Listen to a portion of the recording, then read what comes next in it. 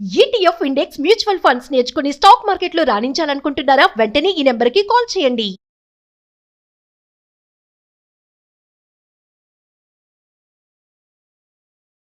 నమస్తే, welcome back to Suman TV. Present మనతో పాటు ఉన్నారు స్టాక్ మార్కెట్ అనలిస్ట్ సుందరరామరెడ్డి గారు. నమస్తే సార్. నమస్తే మ్యామ్. మామూలుగా మార్కెట్ గురించి మాట్లాడుకుంటే మనము మార్కెట్ హైలో ఉన్నప్పుడు ఇన్వెస్టర్ కొనడం జరుగుతూ ఉంటుంది. హైలో ఉన్నప్పుడు మంచి ప్రాఫిట్స్ ఉన్న టైంలో ఇంకొక ఇన్వెస్టర్ ఉంటారు, మార్కెట్ హై కాదు లాస్లో ఉన్నప్పుడు కూడా కొంటాడు. అంటే లక్కీ అనుకోవచ్చు, అతన్ని లక్కీయెస్ట్ ఇన్వెస్టర్ అనుకోవచ్చు. ఇంకొక ఆయన ఉంటాడు ఎస్ఐపి చేయడం అనమాట. అంటే అతనికి ఇంకా ప్రాఫిట్ లాస్ సంబంధం లేదు, ఎవ్రీ టైం ఎవ్రీ మంత్ తీసుకోవడం కొనడం అంటూ ఉంటుంది.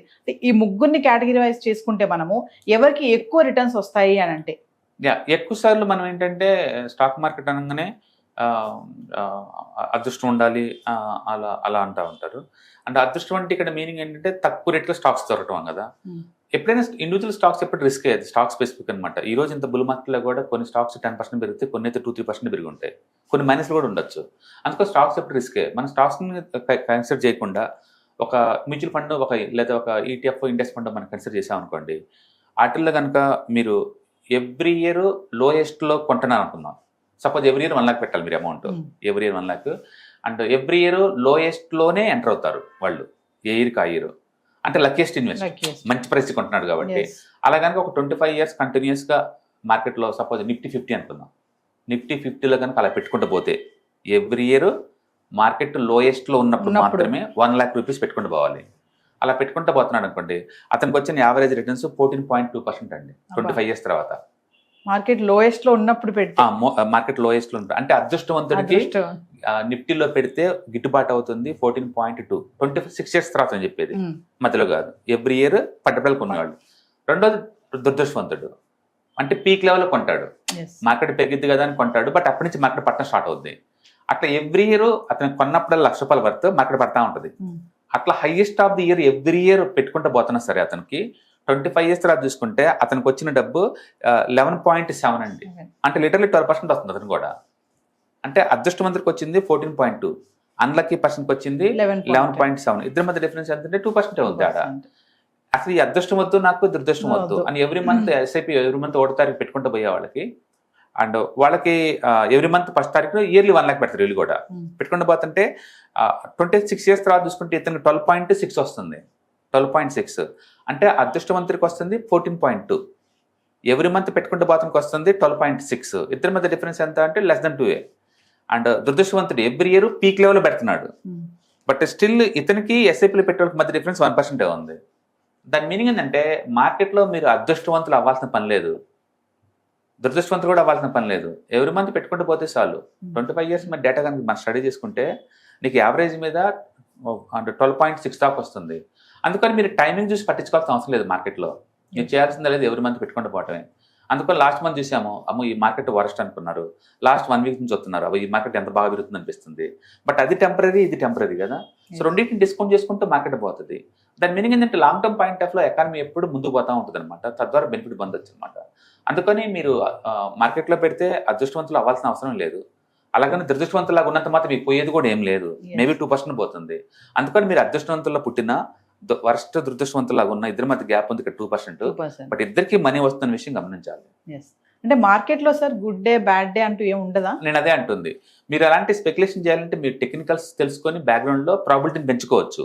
బట్ మన ఇక్కడ మాట్లాడుకుంటుంది అసలు ఎలాంటి నాలెడ్జ్ లేకపోయినా సరే, నాలెడ్జ్ నా దగ్గర లేదేమి, జస్ట్ ఎవ్రీ మంత్ 1వ తారీఖు పెట్టుకుంటూ వెళ్ళిపోతున్నా మార్కెట్లో.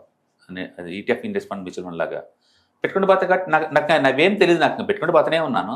మీరు కనుక ఆ ఇన్వెస్ట్మెంట్స్ కంటిన్యూ చేసుకుంటూ పోతుంటే యూ మేడ్ గుడ్ మనీ. అందుకని ఈవెన్ అన్లక్కీయెస్ట్ ఇన్వెస్టర్ కూడా ఈ మార్కెట్లో 11.7% సంపాదించుకోవచ్చు అనమాట. ఇక్కడ లాస్ అయ్యే పరిస్థితి ఎక్కడ ఉంది ఇంకా? దాని మీనింగ్ ఏంటంటే ఇండివిజువల్ స్టాక్ సెలక్షన్ వల్ల మీరు రాంగ్ అవుతారేమో కానీ, but index, ETFs, index funds, mutual funds లో పెట్టుకుంటే మీరు లాస్ అయ్యే ఛాన్స్ లేదు అని చెప్తుంది స్టడీ. ఓకే, కాబట్టి ఈ మార్కెట్లో నాకు ఏం అమౌంట్ రాదని ఎవరు దూరంగా ఉండాల్సిన అవసరం లేదు. ఎస్ఐపీలో మీరు పెట్టుకుంటూ పోతుంటే లాంగ్ టర్మ్ రావచ్చు అనమాట. అందుకని మీ ఫైనాన్షియల్ గోల్స్ ఎప్పుడు లేదు, ఒక more than 7 years కనుక అయితే అండ్ డెఫినెట్గా మార్కెట్లో కంటిన్యూ చేసుకోవచ్చు.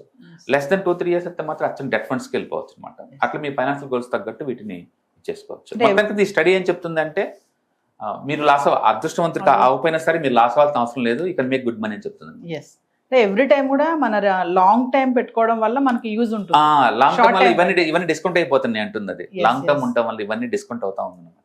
అవును. సో ఫైనల్లీ సైకలాజికల్ గా చూసుకుంటే Ah. అంటే ఈ మార్కెట్ లో ఉన్న వాళ్ళకి అంటే పేషెన్స్ కానీ ఇవి ఎంత టెక్నాలజీగా ఉన్నా ఇంటెలిజెంట్ ఉన్నా కూడా సైకలాజికల్ గా ఎలా ఉండాలి అంటే ఒక ఇన్వెస్టర్ బేసికల్ గా మనకి కామన్ సెన్స్ అంటూ ఒకటి ఉండాలి ప్రతి ఒక్కళ్ళకి. అండ్ రెండోది మీరు హిస్టరీని పదే పదే స్టడీ చేస్తూ ఉంటే మీకు ఐడియా వస్తుంది, హిస్టరీలో ఏం జరుగుతుందో మనకు ఐడియా వస్తుంది.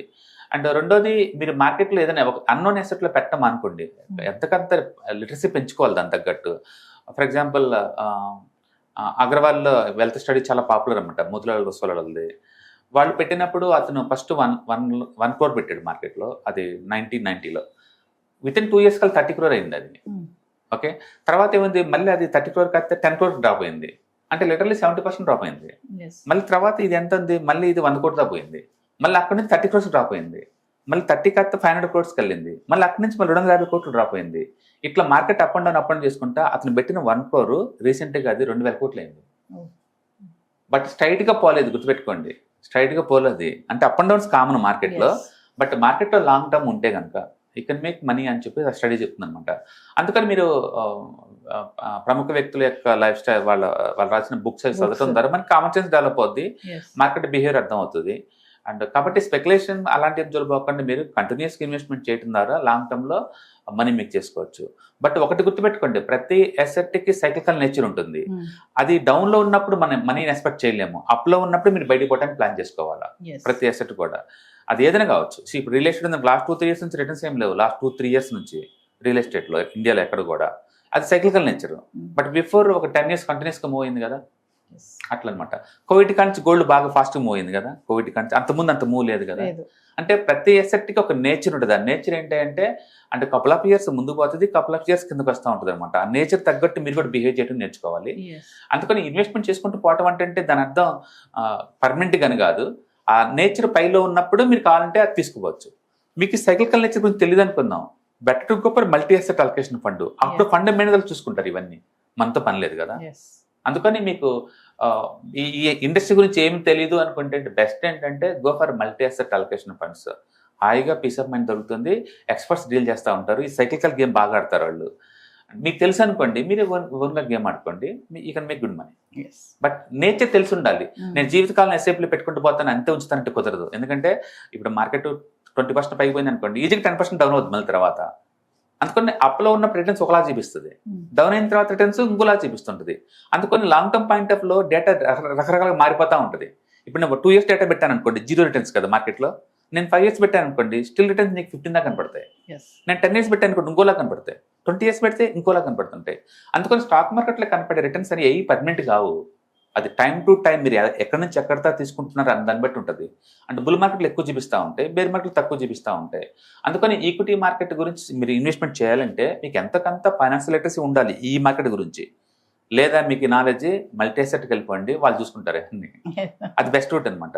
అందుకని మీరు ఎంత ఎక్స్పెక్ట్ చేస్తున్నారు, ఎలాంటి ఫైనాన్షియల్ గోల్స్ ఇది యూజ్ అవుతుంది అని క్లారిటీ మీకు అంటే మీరు చూసుకుంటూ పోవచ్చు. నన్ను అడిగితే సింపుల్గా ఒక మ్యూచువల్ ఫండ్ తీసుకొని అందులో ఇన్వెస్ట్ చేసుకొని వెళ్ళిపోండి చాలు. You can make decent amount. Thank you. Hi, మీరు స్టాక్ మార్కెట్కి కొత్త, లేదా మీరు మార్కెట్లో ఉన్నా సరే మనీ మేక్ చేయడం టఫ్గా ఉందా? అంటే స్టాక్ మార్కెట్లో ఎన్ని సంవత్సరాలు ఉన్నా సరే ఇంకా బ్రేకింగ్ ఏం రావట్లేదా? లేదా మీరు పెద్ద మొత్తంలో స్టాక్ మార్కెట్లో మెయింటైన్ చేయాలనుకున్నారా? మీ పొజిషన్ ఏదైనా అయి ఉండొచ్చు. స్టాక్ మార్కెట్లో కనుక లాంగ్ టర్మ్లో మనీ మేక్ చేసుకోవాలనుకుంటే షార్టెస్ట్ పాసిబుల్ వే అంటే ETFs, index funds, mutual funds ద్వారా లిటిల్ బిట్ ఈజీగా ఉంటుందన్నమాట. కాబట్టి మీకు ఎవరికైనా ఇంట్రెస్ట్ ఉందంటే ETFs, index funds and mutual funds నేర్చుకోవడానికి ఇది బెస్ట్ పాసిబుల్ వే ఏంటంటే ETFs, index funds and mutual fund course. ఇది ఎవ్రీ మంత్ వీకెండ్స్ లో సాటర్డే, సండే, మండే ఇలా 3 రోజుల్లో daily 2 hours totally 6 hours programme ద్వారా నేర్పడుతుంది. ఇంట్రెస్ట్ ఉన్న పార్టిసిపెంట్స్ కింద స్క్రోల్ అవుతున్న నెంబర్స్ ని కాల్ చేయడం ద్వారా లేదా రిజిస్టర్ చేసుకోవడం ద్వారా మీ సీట్ ని బుక్ చేసుకోవచ్చు.